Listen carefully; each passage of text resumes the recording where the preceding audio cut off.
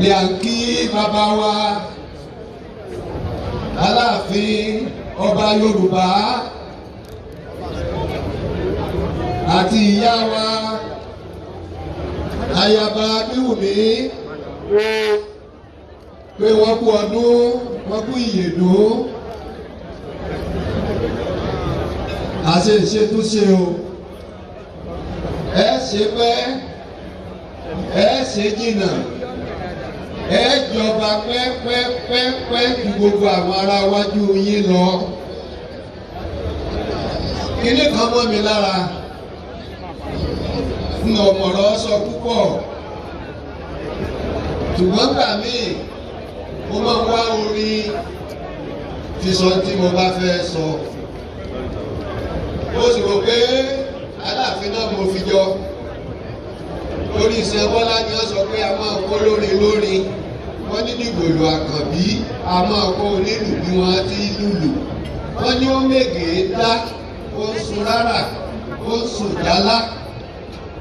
A jẹ́ pé tí a bá ń kọrin, tá a bá ń ṣàròfọ̀, táwa náà bá ń sùn jálá, inú ọ̀hún dàjẹ́ bí ilé wa ni.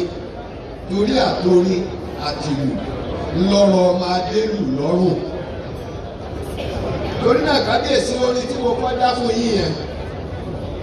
Ikú bàbá yèyé Aláàfin ọba Yorùbá Ọláyíwọlá ìwọ̀kọ́ fún ní ọdún ó lé 4 sẹ́yìn.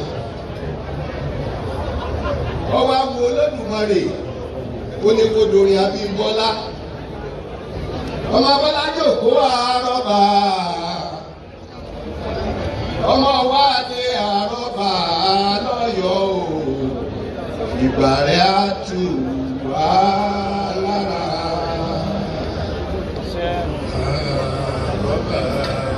Ẹ sì bá mi kọ́. Abímbọ́lá àrọ́bà,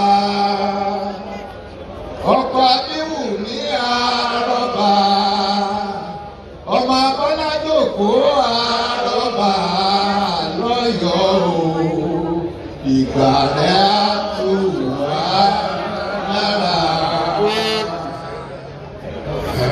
Ẹ̀rọ ní tiwa, ọkọ Adéwùmí lọ́jọba. Ẹ̀rọ ní tiwa,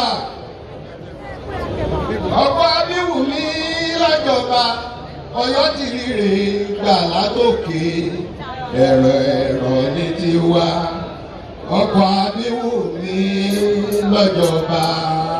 Kábíyèsí Aláàfin.